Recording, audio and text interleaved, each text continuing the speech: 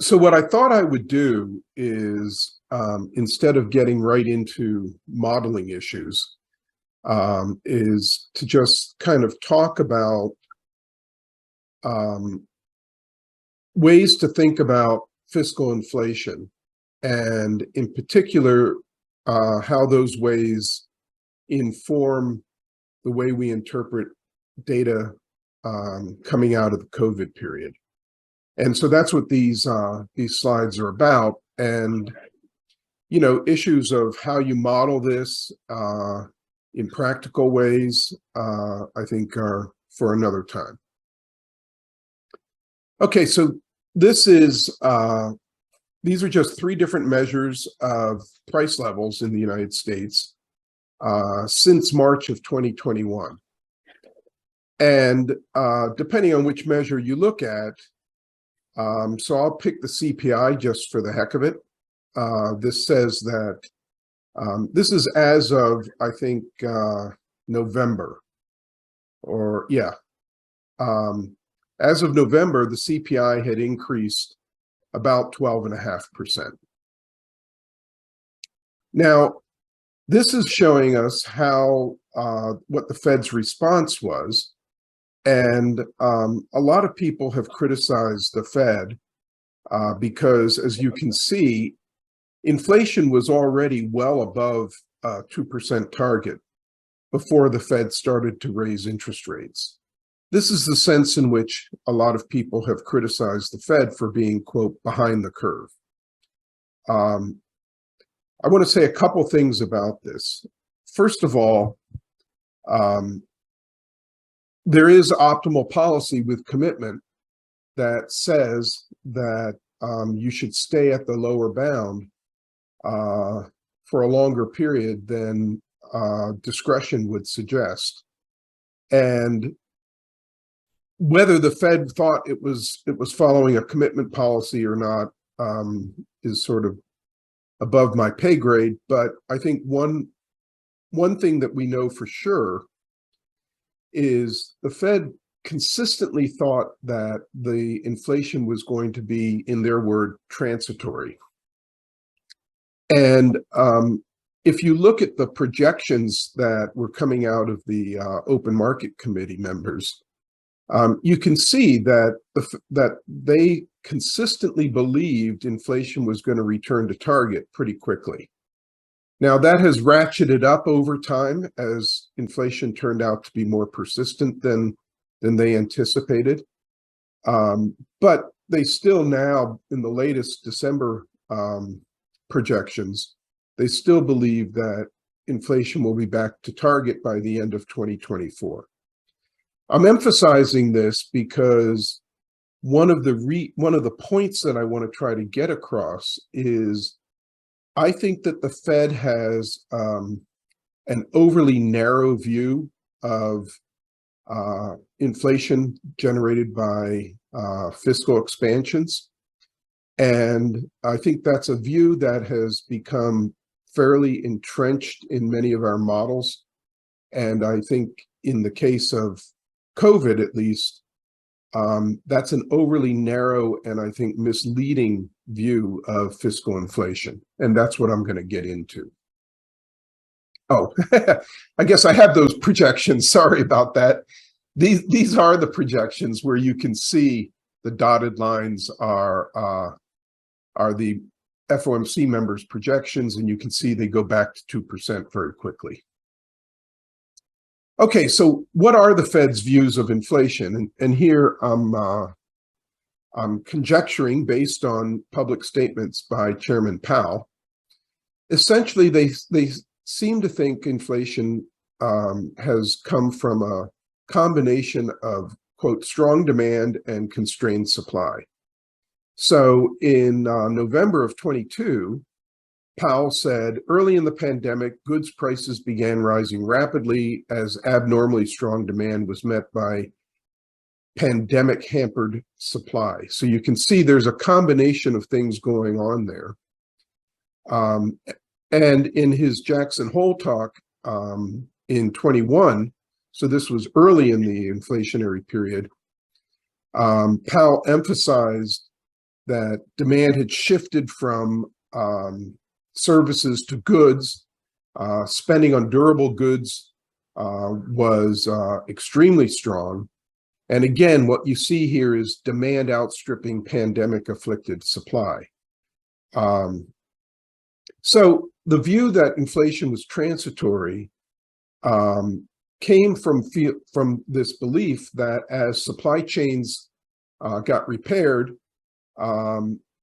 demand for goods and services started to realign, and eventually inflation would just come back to target. Now, other people attributed at least the initial inflation to fiscal expansion. But then they argued that those effects have kind of worked their way through the system already. And what I'm going to try to get across is that that view embeds a very particular understanding of how fiscal policy affects inflation. So might the Fed be wrong? Well, I think perhaps, but not for the usual reasons. I don't think it's because they were behind the curve. I don't think that it's because they've been inattentive to M2 growth.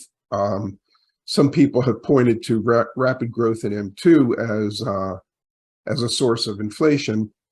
My own view is that thinking about those broad money measures as a source of inflation has never made any economic sense. You're looking at the liability side of financial systems, balance sheets, but all of those liabilities are fully backed by assets. And so I've never understood the argument that that M2 growth can be inflationary. So I'm going to say that I think that the Fed's views stem from a narrow perspective on fiscal inflation. And the first component of this, excuse me, and this is relevant for anybody in central banking, is the belief that monetary policy can always offset fiscal inflation. So even if the Phillips curve is flat, if you nail down expected inflation, then you nail down current inflation. And so this view ends up coming back to, well, you just have to have a very firm commitment to hitting the inflation target. So you can sort of see that, anchoring expectations is playing a central role in this. But the part that I'm going to really emphasize is this belief in monetary policy omnipotence, which is that, yeah, okay, fiscal policy might be inflationary, but monetary policy can always exactly offset that. So when is this true, according to theory? And here's a key point. What happens when government liabilities expand? So in the United States, during the COVID period, there was $5 trillion of new federal spending. All of that was financed initially by increasing nominal debt. And the question then becomes, what role does that expansion in nominal debt play in generating inflation?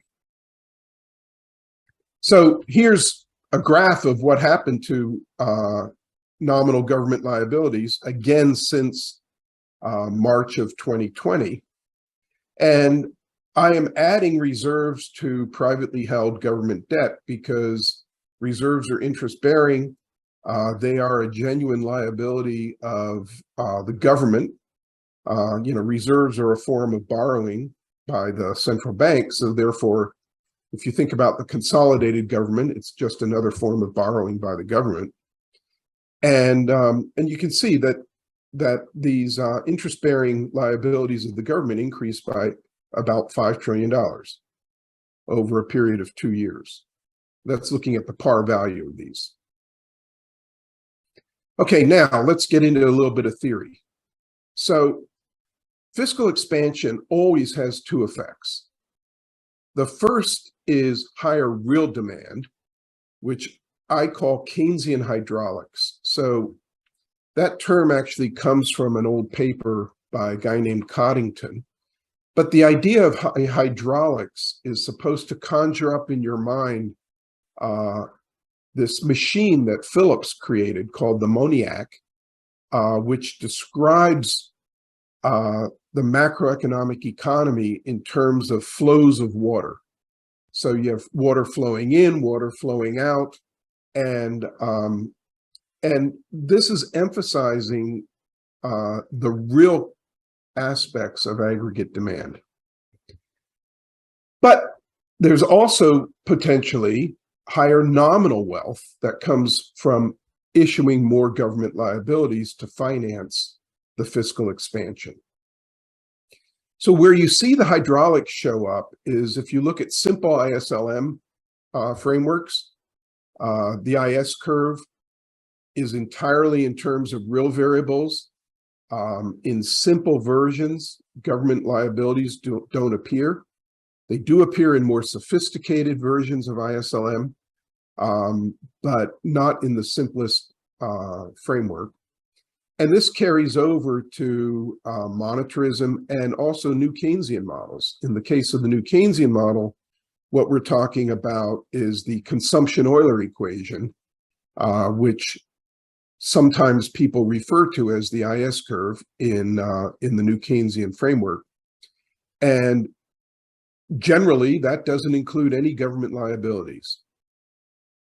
So now, if we think about a debt-financed increase in government purchases, you get higher real aggregate demand. So government purchases are real. That raises employment, production, real income, and private expenditures. And then in the standard sort of textbook Keynesian world, maybe you have some multiplier that triggers a bigger expansion in output. So in that environment, inflation arises only if this increase in real aggregate demand pushes output above potential. And so the inflation is coming through the Phillips curve mechanism. But here, the critical point is that all the initial action is occurring in the Euler equation, or the IS curve. So that's what leads us to this belief that monetary policy can always offset these effects. All monetary policy has to do is raise the nominal rate by more than the expected inflation rate. That increases real interest rates, and then that can offset the aggregate demand effects from a fiscal expansion. So this leads to public statements.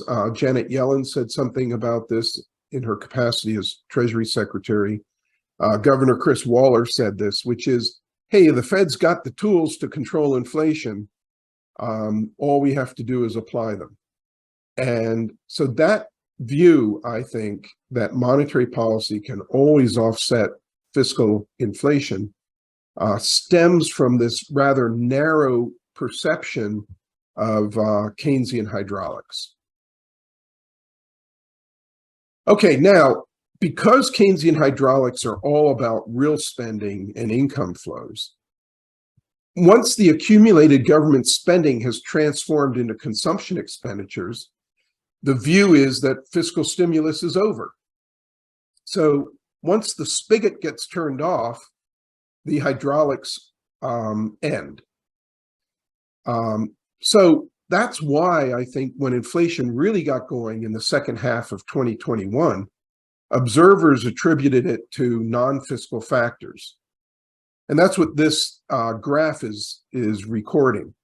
So this is federal outlays during the COVID spending bills. And what you can see is that, basically by the second half of 2021, spending or outlays were pretty much back to where they were before COVID. This blip here is just an accounting anomaly because the October payments got pushed into September for calendar reasons. So you shouldn't see this as, comparable to these other spikes. So this then leads to the view that, hey, the effects of the fiscal stimulus were over pretty much by the second half of 2021. So any inflation subsequent to that must be due to other factors. And that's where supply chain problems come in, the Ukrainian war and oil prices come in, and so forth. But what about wealth effects? Notice that the hydraulics says nothing at all about whether the $5 trillion in new government liabilities have any role to play in determining inflation. So new government debt expands during this fiscal expansion. At initial prices, if you pump a lot more nominal debt into the economy, that increases wealth. Agents must somehow be induced to hold those new bonds. So now we get into thinking about, well, what determines the value of government bonds? Bonds are like any asset. Their value depends on discounted cash flows. But in the case of government bonds, those cash flows aren't dividends. Those cash flows are primary budget surpluses. So higher surpluses raise backing and increases the demand for government bonds. So if surpluses are not expected to rise sufficiently after you've got this new issuance of government debt, then the real value of debt at initial prices exceeds its backing. The value of government bonds has to fall, and that can come through a combination of lower bond prices, that's what the Q is, or a higher price level, until agents absorb these new bonds. So this expression here is really just the demand for government bonds. You can rewrite this as nominal demand, B, equals 1 over Q times P. And then this whole expression here on the right-hand side is the expected present value of primary surpluses.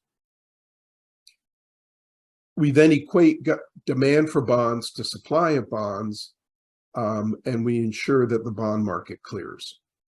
This condition, which is actually equivalent in many models to including a government budget identity, is missing from the analysis of Keynesian hydraulics. And so I'm going to get into talking about what the implications of that are. Okay, so I'm going to illustrate this actually, the idea for this came from a paper that co-authors and I wrote about the US recovery from the Great Depression.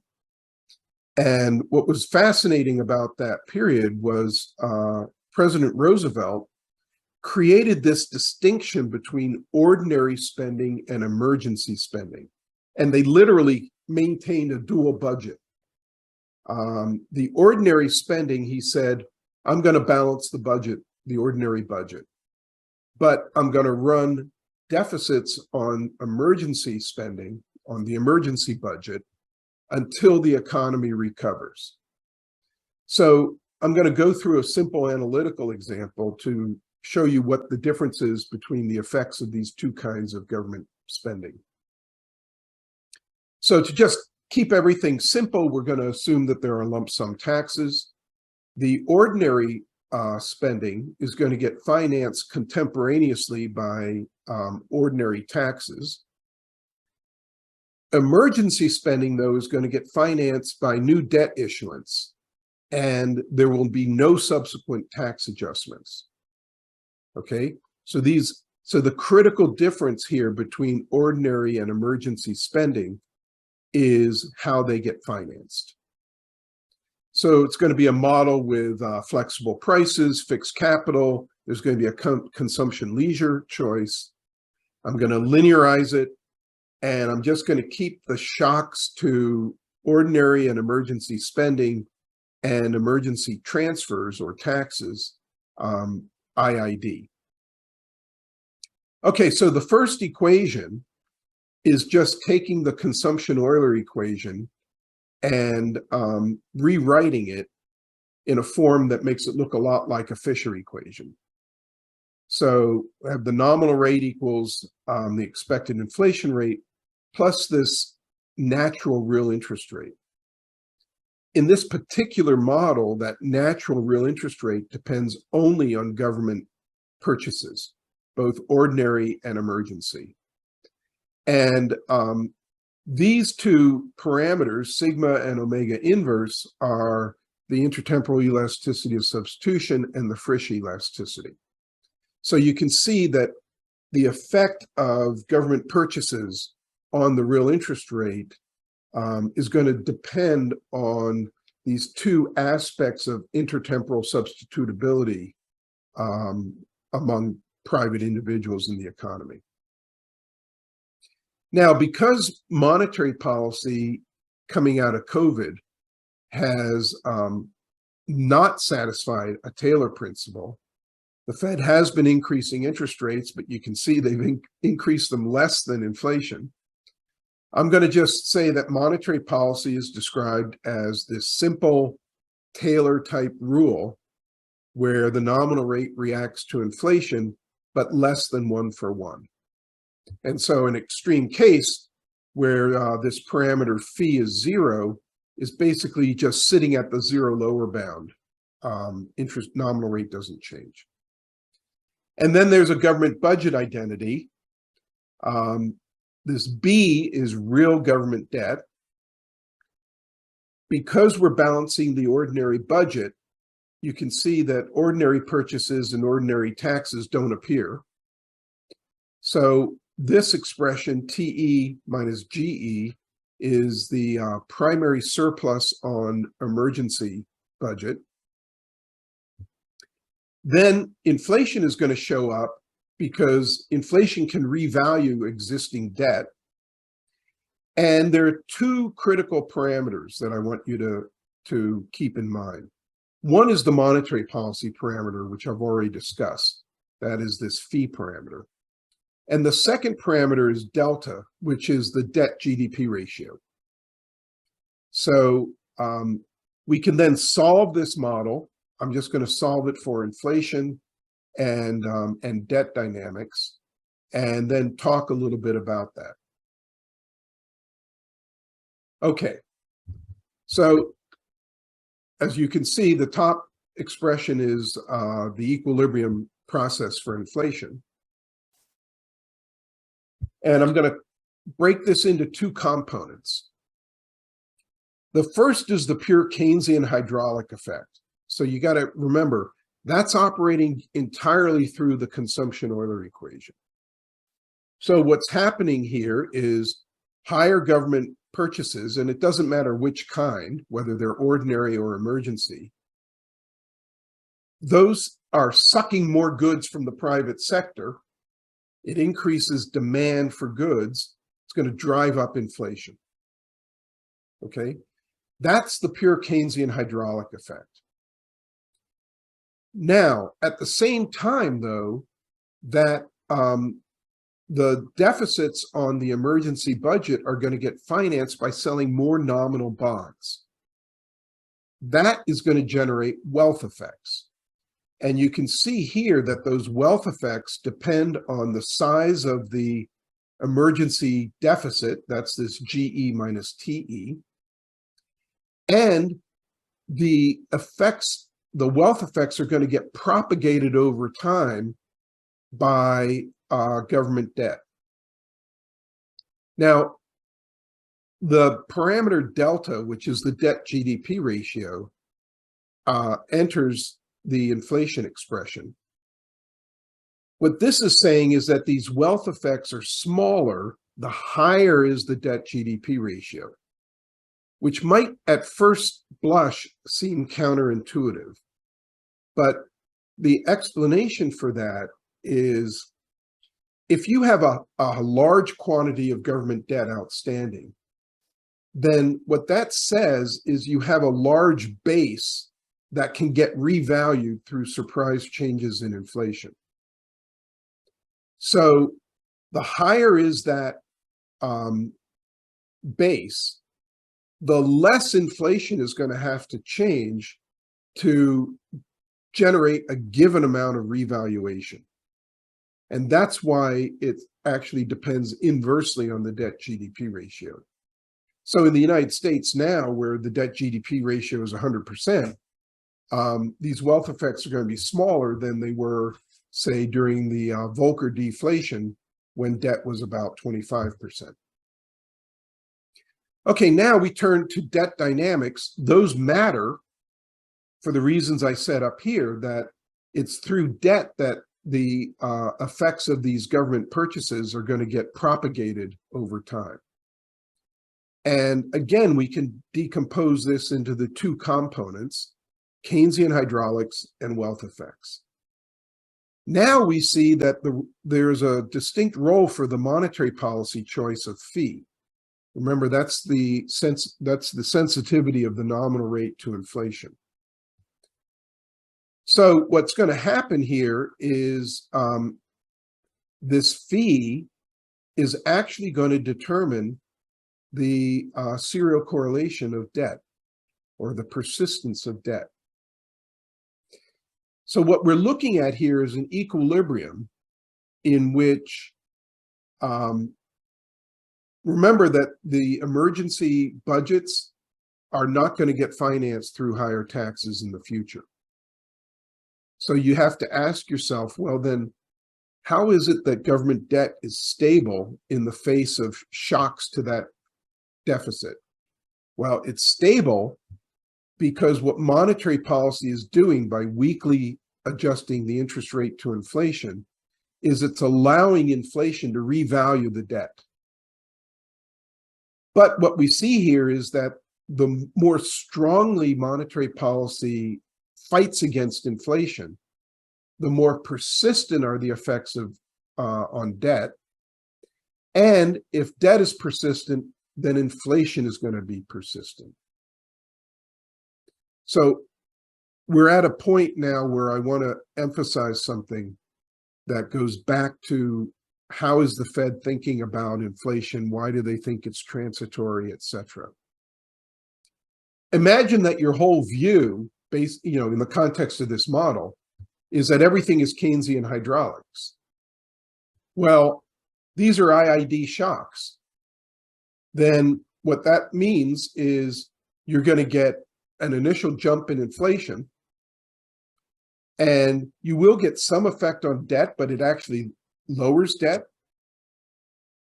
And so inflation's just going to tend to come right back down.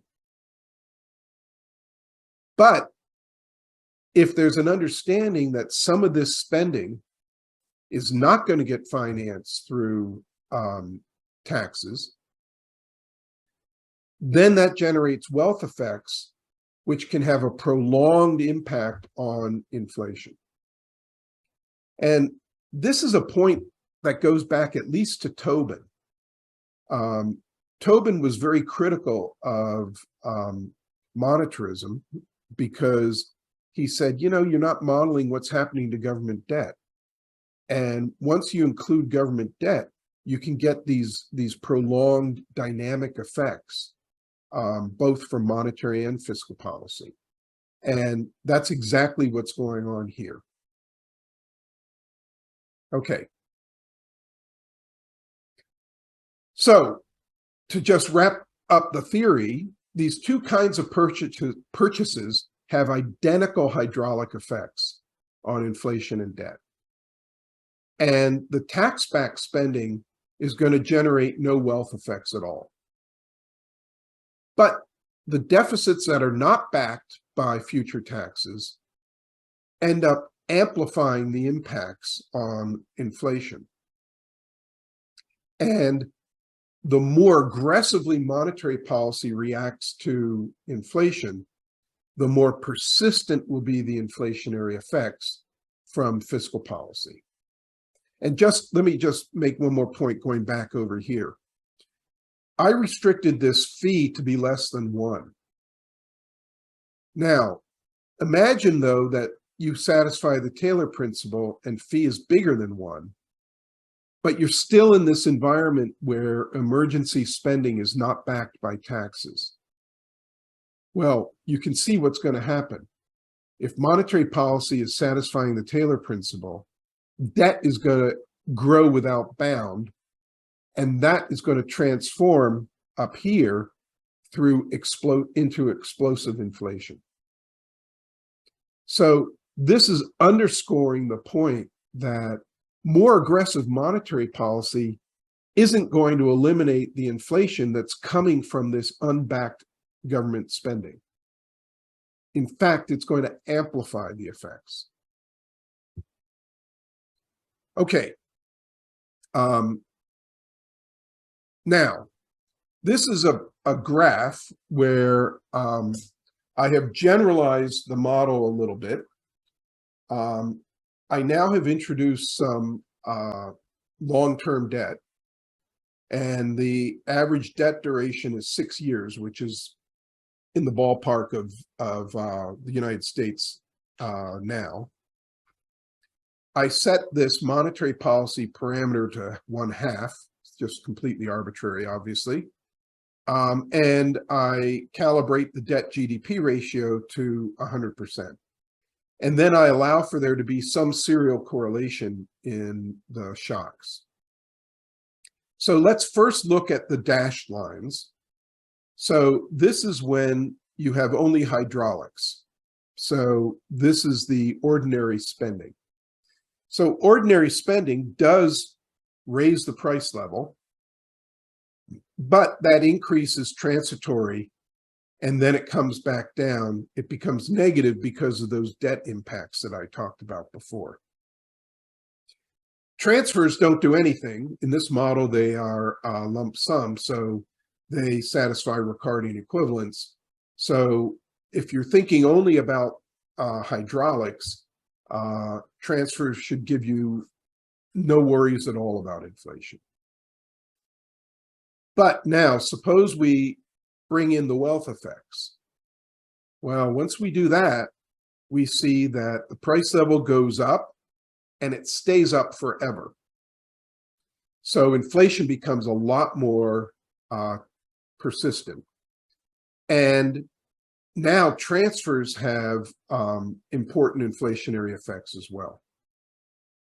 So this graph just kind of shows that if you have a narrow perspective on fiscal inflation, which is one in which you would just assume that any debt that gets issued to finance deficits is going to be 100% backed by future taxes, then your view is going to be, yeah, I guess it's all hydraulics, and this is just going to be transitory and everything's going to be hunky-dory. But then the question becomes, should we believe that this debt that was issued to support COVID spending is going to be fully backed by taxes? So it forces you to start to think about a different set of questions. You don't just look at deficit data and take that as a complete summary of the state of fiscal policy. You're forced to think about, okay, how was that financed? Okay, it was financed initially by debt. Now, what do people believe about whether that debt is ultimately going to lead to higher taxes? Do we think that the debt GDP ratio is going to follow a step function, which is basically what it's been doing in the United States for the last 20 years? Or do we think debt is ultimately going to get retired back to some post-war mean? There are all these kinds of questions that you end up having to ask yourself that you can just ignore if you believe everything is hydraulics. But the reason you can ignore it is because you've just assumed a particular kind of fiscal behavior. And then you can, without testing whether that's really a sensible assumption. Okay, so what does backed really mean? What it means is, did people expect that future taxes would rise sufficiently to pay both the interest and the principal on the liabilities. In other words, did people believe that debt was going to get retired back to, say, pre-COVID levels? Well, in the United States, there aren't any fiscal rules that require taxes to pay off government borrowing. So what do we have? We have what I call the Hamilton norm, which comes from Alexander Hamilton's first statement to Congress when he was Treasury Secretary. And I summarize the Hamilton norm biblically with the phrase, deficits beget surpluses. So if you run a deficit today, what Hamilton said is, yeah, you should issue public debt, but then you've got to make certain that you pay off that debt. And in Hamilton's mind, the reason for doing this was not just so that you could borrow again in the future. It was because he perceived that government debt would underpin financial markets. Now, if you think about, this was in 1790, it kind of blows your mind that Hamilton was foreseeing what's happening in repo markets now, where US Treasuries are really the foundation for the global financial system in many ways. And on the whole, the US has upheld this norm. It doesn't mean taxes have adjusted perfectly. We have exact Ricardian equivalents or anything like that.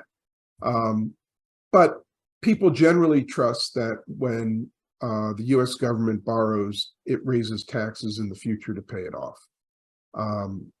And that's why US Treasuries are the world's go-to safe asset. And if we look at the global financial crisis, we saw this norm in action. Within 6 days after passing the American Recovery and Reinvestment Act, President Obama stated, "Today I'm pledging to cut the deficit we inherited in half by the end of my first term." So what is he saying? He's saying, okay, we're going to treat the fiscal financing associated with the stimulus package as ordinary deficits. And these things are going to get backed by future taxes. And he actually did that. If you look at government debt, it stabilized as a share of GDP during the Obama administration. And we have seen that there are periodic fiscal consolidations in the United States that retire debt.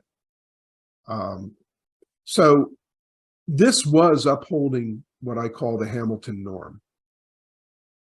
But in contrast, during the COVID period, there was, I think, a sharp break from the norm.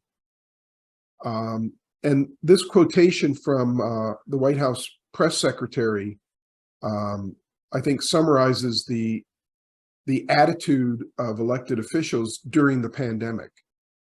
It's important to note that we believe this should be provided on an emergency basis, not something where it would require offsets. Okay, so what is this saying? This is saying, hey, we're going through a crisis. During crisis times, we're going to suspend the usual way that we do fiscal policy, where we have prolonged debates about how we're going to pay for the spending and so forth and so on. And what that's communicating to people is that these deficits are different than the deficits that we run during ordinary times. So these two different ways of thinking about the fiscal norm are going to shift people's expectations of future tax liabilities. So I think it's reasonable to argue that the borrowing that the government undertook during COVID was perceived as being unbacked. So what is that really saying? Well, a lot of the $5 trillion that that went out in the form of transfer payments to individuals and businesses. Now, under the sort of Hamilton norm, those transfers are really loans. And everyone understands that, okay, the government's giving me some money now, but I'm going to have to pay this back, and with interest, by the way, through higher taxes in the future. During COVID, the communication was different. The communication was, we're sending you these transfers and they are gifts. So there are no IOUs attached to them. Well, those gifts then raise permanent income. And that then makes government debt nominal private wealth. So now what happens in the bond market when you have unbacked debt? How does monetary policy fit in? And then I'm going to end by talking about, will surpluses ever adjust? Okay, so since March of 2020, nominal government liabilities in the United States have risen 30%. Now, if there's no change in the expected present value of surpluses, then when we look at equilibrium in the bond market, ultimately the price level has to increase by 30%. Okay? By this reasoning, and that's why I mentioned in the first graph, the CPI has gone up by 12.5%. So by this reasoning, the price level has only adjusted maybe a little more than 30% of the adjustment that's required. Now, assuming that there's no change in the expected present value of surpluses is a very strong assumption. So this is where the Fed's actions matter. Actually, let me just elaborate on that for a second. So what the Fed has done by raising interest rates and slowing the economy is they have raised real interest rates. Therefore, they have raised real discount rates. With a higher path of real discount rates, a given stream of primary surpluses is worth less today. So that's going to bring the expected backing for government debt down. That then requires an even bigger expansion in the price level than the 30% that I mentioned here. If on top of that, the US economy slows down, well, then that's going to shift the path of primary surpluses down. So again, that's going to reduce the expected present value of surpluses and cause the price level to have to adjust even more. Now, we've seen some of this already. This is a sort of a crude measure of the value of the government bond portfolio. And the red line is just looking at the par value of, I'm sorry, this is the ratio. This is the ratio of the market value to the par value of marketable treasuries. And the red line is the nominal value of that. And what you can see is since March of 2020, there's been a 20% decline in the nominal value of the portfolio. So you can think of that in the context of the equation for the bond market as a declining Q. Now, if you then further adjust by the price level, what you see is there's been a 35% real decline since March of 2020. So another way to think about this is that the par value of debt has gone up by $6.5 trillion, but the market value has only increased by $2.8 trillion. So some of the adjustment is already occurring through these this ratio, this bond price ratio, which then portends future inflation. Okay, so I went through this verbally. Now there is an out here. And the out is that Congress and the president could maintain the Hamilton norm. And the question is, when does it do that? Well, a lot of people look at the debt GDP ratio and say, oh, when that's high, that's when you get fiscal consolidations. But it turns out that's a pretty poor predictor of fiscal consolidations. And the reason is kind of obvious, which is, elected officials and voters just don't really care about debt per se. What they care about is whether the government is going to provide goods and services. So historically, surpluses have adjusted when interest payments on the debt get high enough. And what I look at is interest payments on the debt as a share of total government expenditures, federal expenditures. Because what that is telling us is how much does debt service crowd out politically beneficial spending? Because even our elected officials understand they've got to meet debt service. And if they don't do something like raise taxes, then the only way they can meet debt service is by cutting spending that benefits their constituents. And that's what this graph shows you. So the red line here is just the marketable debt as a share of GDP. The blue line is interest payments as a percentage of federal expenditures. And the scale for that is on the left side. The scale for the debt GDP ratio is on the right side. So I'm going to emphasize these two periods of fiscal consolidation. Even though everyone understands that, in 81, Reagan had a big tax cut. And as you can see, much of that was financed initially through higher debt. What some people don't know is by 1982, starting in 1982, there was a series of what the Reagan administration called revenue enhancements, because we're not allowed to say higher taxes.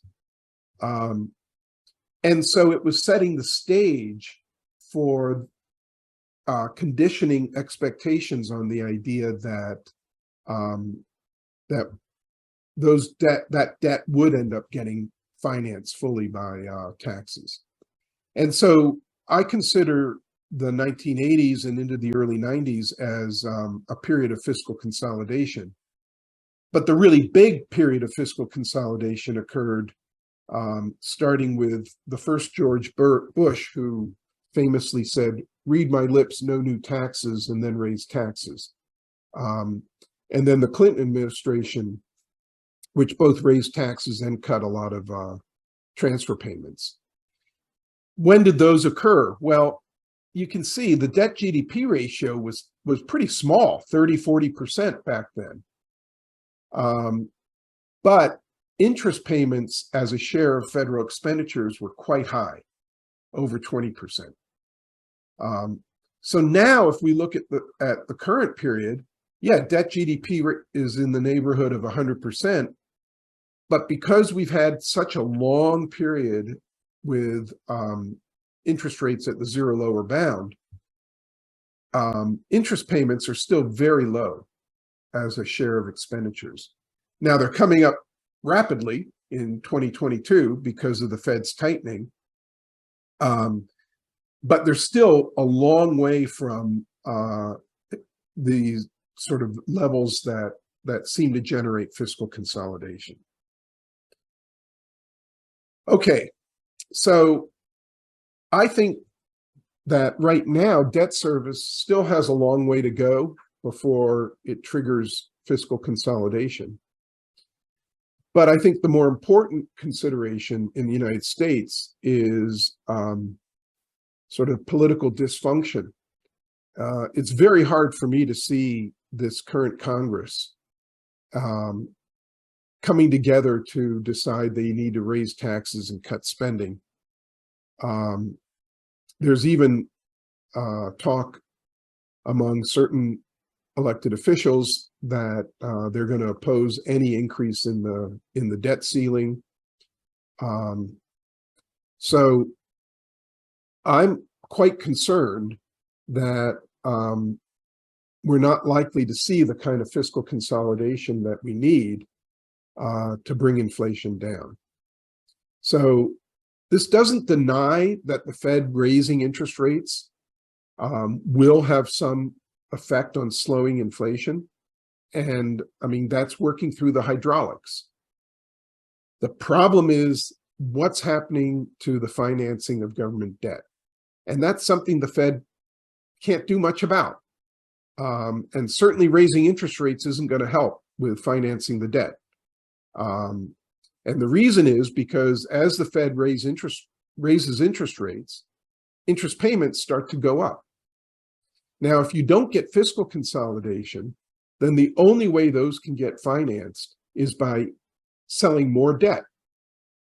But then that's going to mean that the price level is going to have to go up even more. And if the Fed reacts to that by raising rates even more, then you can kiss the soft landing goodbye. And the worst case that I see possible is that we end up with a period of stagflation.